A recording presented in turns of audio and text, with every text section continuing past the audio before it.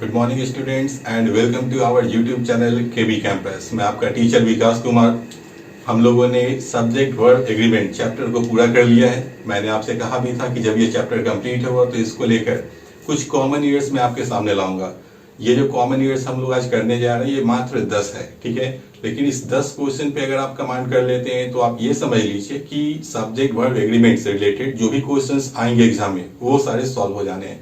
हालांकि आप भी किसी भी प्रैक्टिस बुक से प्रैक्टिस जरूर से कीजिएगा सब्जेक्ट वर्ब एग्रीमेंट चैप्टर पे, ताकि जो भी फर्दर डाउट्स हो वो सारी आपकी क्लियर हो जाए। लेकिन मैं जो 10 रूल बताने जा रहा हूँ ये काफी इंपॉर्टेंट है। ये रूल्स तो आपको सीखना ही चाहिए, ठीक है। चलिए हम लोग चलते हैं अपनी पढ़ाई की ओर। आज का टाइटल है subject verb agreement common years, ठीक है। सबसे पहला क्वेश्चन है, not Radha and her sisters but Shyama has deliberately torn your notebooks and set them on fire. Set on fire का मतलब होता है आग लगा देना, ठीक है। तो गौर कीजिए ये जो सेंटेंस इतना सारा लिखा गया इसमें हमें क्या दिख रहा है, नॉट और एंड। तो not and not but not का रूल समझाया गया था कल, ठीक है। तो हम लोग क्या समझे थे कि नॉट जिस सब्जेक्ट के साथ लगाओ उसे हटा देना है और फिर जो सब्जेक्ट बचे उसके अकॉर्डिंग वर्ब को प्लेस कर देना है, ठीक है। अब इसको देखिए, नॉट किसके लिए आया, राधा के लिए, ठीक है। और इस सेंटेंस में एंड भी लगा दिया। तो एंड अगर लग गया दैट मींस जो भी सब्जेक्ट आएगा वो क्या होगा, एंड से ही जुड़ेगा। तो मेरा सब्जेक्ट कौन कौन जुड़ गया नॉट के साथ, not Radha and her sisters, मतलब सिस्टर्स और राधा इन दोनों के लिए क्या हुआ, नॉट आ गया। तो नॉट जिसके साथ है पहले उसको हटा लेंगे, ठीक है। तो मेरा सब्जेक्ट कौन कौन हट गया, राधा और सिस्टर्स। अब जो सब्जेक्ट बचा होगा उसके अकॉर्डिंग हमें क्या चेक करना होता है, वर्ब। देखिए सब्जेक्ट कौन बचा हुआ है, बट श्यामा, श्यामा बचा ना। श्यामा सिंगुलर है या प्लुरल, तो सिंपल सी बात है किसी भी फीमेल का या मेल का नाम हो सकता है। यह एक नाम है, सिंगुलर है, तो वर्ब के आगे क्या होना चाहिए, सिंगुलर। और हैज सिंगुलर यूज भी किया तो मेरा आंसर सेंटेंस का क्या बनेगा, नो ईरर। मतलब हमें सेंटेंस का आंसर क्या लेना है, नो ईरर। सेंटेंस का हिंदी समझिए क्या होगा, बोला है राधा और उसकी बहनें नहीं, ठीक है। राधा और उसकी बहनें नहीं, लेकिन श्यामा ने जानबूझकर आपकी नोटबुक्स को फाड़ा और उसमें आग लगा दिया। तो बात किसकी हो रही है, श्यामा ने उसे जानबूझकर फाड़ा। मतलब मेरा जो वर्ब आ रहा है वो किसके लिए आना चाहिए था, श्यामा के लिए, और श्यामा के लिए वर्ब यूज भी किया। मतलब आंसर क्या हो गया मेरा, नो एरर, ठीक है। चलिए क्वेश्चन नंबर 2 देखते हैं। One of the developing countries are in favour of waging a war. मतलब वेजिंग अ वार का मतलब क्या होता है, युद्ध को करना, ठीक है। मतलब लड़ाई के फेवर में होना, लड़ाई लड़ना, तो इसको हम लोग वेज अ वार कहते हैं, ठीक है। अब देखिए क्या कह रहा है, वन ऑफ द। तो सेंटेंस में कुछ भी लिखा हो मतलब नहीं है। जैसे ही वन ऑफ या वन ऑफ द लिखा मिले हमें किसी पे फोकस करना है कि हमारा नाउन प्लुरल फॉर्म में होना चाहिए और वर्ब हमेशा ही सिंगुलर फॉर्म में होना चाहिए। तो पहले हम इन दो चीजों को सेंटेंस में देखेंगे। चलिए देखते हैं, वन ऑफ द लिखा तो हमें क्या चेक करना है, नाउन प्लुरल फॉर्म में। देखिए डेवलपिंग कंट्रीज, तो नाउन तो प्लुरल फॉर्म में दिया, लेकिन वर्ब क्या होना चाहिए था मेरा, सिंगुलर फॉर्म में। और देखिए यहाँ पे वर्ब क्या लिखा, आर, गलत हो गया। वहां पे आर की जगह क्या होना चाहिए था, इज। यहाँ जो आर है ये मेरा क्या है, गलत है, इसकी जगह पे क्या होना चाहिए, इज। अब ये मेरा सेंटेंस सही हो गया। सेंटेंस का हिंदी क्या निकलेगा, one of the developing countries, मतलब बहुत सारे डेवलपिंग कंट्री हैं उनमें से कोई एक देश फेवर ऑफ वेजिंग अ वार, युद्ध लड़ने के फेवर में है, हक में है, ठीक है। Because it does not know what it's repercussions may be, क्योंकि उस देश को यह पता ही नहीं है कि इसके परिणाम क्या हो सकते हैं, ठीक है। यही सेंटेंस का हिंदी हुआ, ठीक है। लेकिन हमें तो रूल देखना था, रूल हमें यहां दिख गया कि गलती है, दैट मींस आंसर हो गया बी सेक्शन हो गया। Next, there appears a number of new teachers. बोल रहा है कि सब बहुत बड़ी संख्या में, ठीक है, नए नए टीचर्स दिख रहे हैं इन द कम्युनिटी हॉल में, and the principal really does not know where they have come from. और प्रिंसिपल को भी यहां तक ये नहीं पता है कि आखिर ये आए कहां से हैं। यह तो इस सेंटेंस का हिंदी हो गया। हमें देखना है कि इस सेंटेंस में ईरर है या सेंटेंस नो ईरर है, ठीक है। गौर कीजिए यहां क्या लिखा, देयर। तो आप लोगों को एक रूल समझाया गया था, देयर जब भी लिखे तो ये अपने बाद जो सब्जेक्ट आता है उसके अकॉर्डिंग वर्ब लेता है। तो हमें चेक क्या करना है कि देयर के बाद जो भी मेरा सब्जेक्ट आया है वो सिंगुलर फॉर्म में यूज हुआ है या प्लुरल। अगर सिंगुलर फॉर्म में आया होगा तो वर्ब को सिंगुलर यूज करना है हमें, अगर प्लूरल आया होगा तो वर्ब क्या हो जाएगा, प्लूरल। चेक करके देखिए, देयर के बाद मेरा सब्जेक्ट क्या लिखा, ए नंबर ऑफ। तो हम लोगों ने क्या पढ़ा था, ए नंबर ऑफ के साथ नाउन हो, वर्ब हो, प्रोनाउन हो, तीनों प्लूरल फॉर्म में यूज करते हैं। ठीक है, गौर कीजिए, यहाँ देयर के बाद मेरा वर्ब क्या लिखा, अपीयर्स।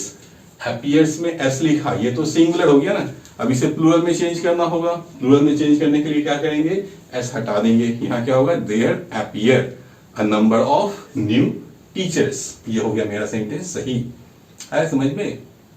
चलिए next, not only the teachers but also the principal of this school are very kind and helpful in nature। बोल रहा है न सिर्फ टीचर्स मतलब न सिर्फ शिक्षक लोग बल्कि प्रिंसिपल जो है इस स्कूल के वो काफी दयालु हैं और स्वभाव में हेल्पफुल भी हैं। ये सेंटेंस का हिंदी हुआ। तो रूल्स हमने क्या पढ़ा था कि अगर सेंटेंस में नॉट ओनली और बट ऑल्सो लिखा मिले, ठीक है, नॉट ओनली और बट ऑल्सो लिखा मिले तो बट ऑल्सो के बाद जो सब्जेक्ट आता है उसके अकॉर्डिंग वर्ब को प्लेस किया जाना है। ठीक है, बट ऑल्सो के बाद जो सब्जेक्ट आएगा उसी के अकॉर्डिंग हमें क्या करना होता है, वर्ब को चेक करना होता है। चलिए देखते हैं, नॉट ओनली के बाद टीचर्स प्लूरल है, इससे हमें कोई मतलब नहीं है।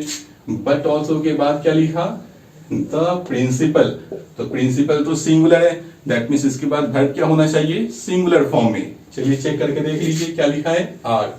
ये तो प्लूरल हो गया ना, वहां पे होना क्या चाहिए था सही में, इज। हम आर को क्या करेंगे, सिंगुलर में चेंज करेंगे और इज करेंगे, मेरा सेंटेंस सही हो गया। मुझे उम्मीद है समझ में आ रही होगी अभी तक आपको। देखिए रूल्स बहुत सारे होते हैं, ठीक है, रूल्स बहुत सारा होता है, सेंटेंस को बहुत तरीके से फॉर्म किया जा सकता है, लेकिन जो रूल्स अभी आपको समझाए जा रहे हैं आप उस पर ज्यादा फोकस करेंगे, क्योंकि जब आप एग्जाम में जाते हैं ना तो यही सारा रूल फ्रीक्वेंटली वहां आपसे पूछे जाते हैं। तो ये आपको समझाने का मकसद है ये 10 क्वेश्चन की आप कम से कम इस चीज को हमेशा ध्यान में रखें। अभी हम लोग और भी आगे पढ़ेंगे तो ये रूल्स आपको और भी बार रिपीट होने हैं, लेकिन आज के रूल्स को अच्छे से आप समझ लें, ठीक है, और इस पर प्रैक्टिस भी करेंगे। चलिए आगे देखते हैं। Each staff member as well as most of the students, बोल रहा है प्रत्येक जो स्टाफ मेंबर हैं, ठीक है, मतलब कहते हैं ना स्टाफ सदस्य हैं, वो साथ साथ जो भी स्टूडेंट्स लोग भी हैं, are of the view that, इन सभी का विचार है कि there should be many more new courses in the college, कि कॉलेज में और भी ज्यादा कोर्सेज होने चाहिए। ठीक है, ये सेंटेंस का हिंदी हो गया, लेकिन हमें देखना है ईरर किस पार्ट में है। चलिए देखते हैं, ईच लिखा तो ईच का रूल क्या बताया गया था कि ईच और एवरी लिखा हो तो इसके बाद जो भी नाउन आता है वो सिंगुलर और वर्ब भी सिंगुलर होना चाहिए। चलिए देखते हैं, ईच के बाद स्टाफ मेंबर सिंगुलर है, ठीक है, तो मेरा नाउन क्या है, सिंगुलर, मतलब यहां तक सही है। चलिए एक रूल और दिख रहा है यहाँ, एज वेल एज, तो एज वेल एज का भी रूल समझाया गया था, with, along with, together with, और एज वेल एज के पहले जो सब्जेक्ट आता है इसके अकॉर्डिंग हम लोग वर्ब को आगे प्लेस करते हैं। चलिए देखिए, एज वेल एज के पहले भी क्या लिखा, मेंबर, सिंगुलर है तो भी आगे वर्ब क्या होना चाहिए था, सिंगुलर फॉर्म में। चलिए चेक करके देखते हैं, most of the students are that means मेरा क्या आ गया, प्लूरल वर्ब आ गया ना, लेकिन होना क्या चाहिए था वहां पर एग्जैक्टली, सिंगुलर वर्ब। तो आर को फिर सिंगुलर में चेंज करना हो तो क्या यूज करेंगे, इज। हो गया मेरा सेंटेंस सही।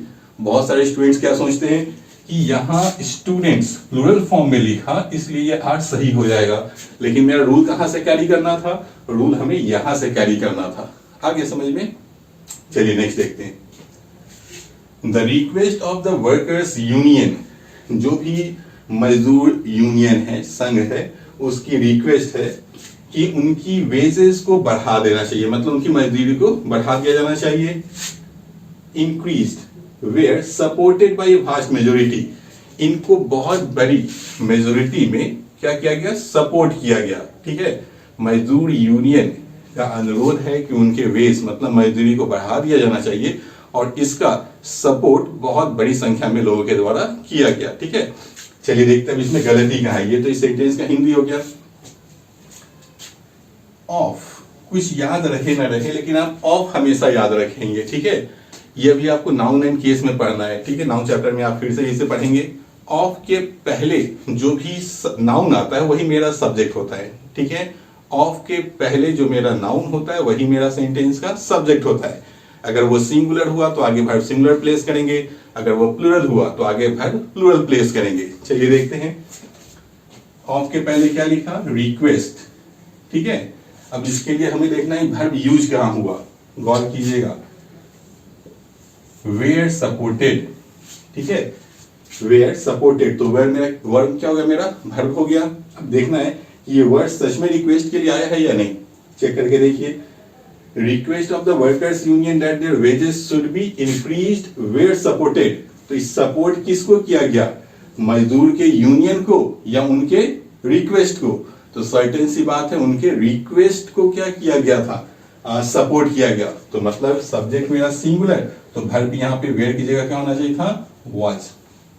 The request was supported by a vast majority, समझ में आ गया। चलिए next, just outside the hospital is 2 hotels extremely beautiful and crowdy, बोला हॉस्पिटल के ठीक बाहर 2 होटलें हैं, बहुत ही सुंदर हैं और भीड़ से भरे हुए हैं, ये इसका हिंदी हुआ। अब हमें फिर देखना है कि यह सेंटेंस सही है या गलत। तो ये जो सेंटेंस लिखा गया है ना, ये कुछ इन्वर्सन के रूल पे चलता है, ये एडवर्ब चैप्टर से लिया गया एक सेंटेंस है, ठीक है, और रूल भी एडवर्ब का ही फॉलो करते हैं। तो हमें इस सेंटेंस को पढ़ने से पहले कुछ बेसिक्स समझना होगा। सेंटेंस में हम लोग लगाएंगे कहां, ठीक है, कब, कब, कहां और कैसे, लगाने के बाद अगर जवाब में जो शब्द जवाब में आएगा वो मेरा एडवर्ब हो जाता है, ठीक है। और एडवर्ब से सेंटेंस शुरू हो जाए तो जहां सेंटेंस समाप्त हो वहीं हेल्पिंग वर्ब आता है, और हेल्पिंग वर्ब किसके अकॉर्डिंग लगना होता है, सब्जेक्ट के अकॉर्डिंग लगाएंगे ना वर्ब। तो हमें फिर वर्ब के अकॉर्डिंग चेक करना है कि मेरा सब्जेक्ट सिंगुलर है या प्लूरल। चलिए समझाते हैं आपको। जस्ट आउटसाइड द हॉस्पिटल बोलेंगे कहां, तो जवाब में क्या आएगा, हॉस्पिटल के ठीक बाहर, ठीक है, कब, कहां, कैसे, बस यही 3 चीज ऐड करना होता है। अगर हम बोलेंगे कहां, तो जवाब में क्या आया, ठीक हॉस्पिटल के बाहर में, तो ये पूरा पार्ट मेरा हो गया एडवर्ब ऑफ प्लेस। जब एडवर्ब से सेंटेंस शुरू हो तो जहां एडवर्बियल एक्सप्रेशन समाप्त हो वहीं हेल्पिंग वर्ब आना चाहिए। तो यहां से यहां तक मेरा एडवर्बियल एक्सप्रेशन चला, तो यहीं पे हमने क्या यूज कर लिया, हेल्पिंग वर्ब। अब हमें ध्यान क्या रखना है कि ये हेल्पिंग वर्ब आया किसके लिए है, पढ़ के देखिए। 2 hotels just outside the hospital is 2 hotels, hospital के ठीक बाहर 2 होटलें हैं, तो ये है किसके लिए आ रहा है, होटलों के लिए। तो होटल जब प्लूरल है होटल्स, तो यहाँ पे वर्ब भी मेरा क्या होना चाहिए था, प्लूरल फॉर्म में आर। आगे समझ में। तो इस तरह के क्वेश्चंस भी आपको मिलेंगे आगे, ठीक है। चलिए नेक्स्ट देखते हैं। We should not forget that each citizen has a right to protest, but at the same time, each of us have to remember the duty also. बोल क्या रहा है ना कि हमें ये नहीं भूलना चाहिए कि प्रत्येक जो सिटीजन है, नागरिक हैं, उनको विरोध करने का अधिकार है। साथ साथ ये भी हमें याद रखना चाहिए कि हमारा कुछ कर्तव्य भी है। यही सेंटेंस का हिंदी हो गया। अब ध्यान में क्या रखना था कि हमें यहाँ ईच दिख रहा है, तो रूल हमने क्या पढ़ा है, ईच एवरी के साथ, नाउन हो या वर्ब दोनों सिंगुलर होता है। चलिए देखते हैं, यहाँ पे मेरा नाउन भी सिंगुलर है, यहाँ पे मेरा वर्ब भी सिंगुलर है। आगे जब हम सेंटेंस में बढ़ रहे हैं तो यहाँ में फिर ईच दिखा, लेकिन एक चीज यहाँ क्या किया, ईच के साथ ऑफ लगा दिया। तो हम लोगों ने इस रूल को भी पढ़ा था, each of, either of, neither of. अगर ऑफ लग जाए तो आने वाला नाउन या प्रोनाउन प्लूरल फॉर्म में होगा, तो यहाँ अस प्लूरल फॉर्म में ही लिखा, लेकिन वर्ब मेरा सिंगुलर ही होना है। और यहाँ वर्ब क्या लिखा, प्लूरल। इसको क्या करना था, हैज, सिंगुलर में चेंज कर लेंगे, हो गया मेरा सेंटेंस सही, ठीक है। तो कभी कभी क्या होता है, एक ही क्वेश्चन में आपको एरर और आंसर दोनों दे देता है। जैसे देखिए, यहाँ ईच लगाकर वर्ब सिंगुलर यूज किया था और यहाँ ईच लगाकर क्या किया, वर्ब प्लूरल यूज कर दिया। तो अगर आप पढ़े हुए हैं, रूल समझ रहे हैं, तो आप ऐसे भी बहुत इजी वे में इसे फाइंड आउट कर सकते थे। चलिए नेक्स्ट देखते हैं। More than one successful candidates has taken the interview. Test हो, एग्जामिनेशन हो, इंटरव्यू हो, इंटरव्यू लिखा हो, टेस्ट हो या एग्जामिनेशन, इसे हम लोग हमेशा टेक करते हैं, गिव नहीं करते हैं, ठीक है। तो इस चीज को आप समझ लीजिए पहले। चलिए आगे देखते हैं। मोर देन वन, इस सेंटेंस में हमें शुरुआत में ही मोर देन वन मिला। तो रूल क्या समझाया था मैंने आपको कि मोर देन वन कहीं भी लिखा मिले तो इसके बाद नाउन और वर्ब दोनों सिंगुलर होना चाहिए। कंडीशन क्या था, ये एक साथ आना चाहिए। तो मोर देन वन एक साथ आया, तो इसके साथ जो आएगा मेरा नाउन वो क्या होना चाहिए था, सिंगुलर। और यूज क्या किया, प्लूरल।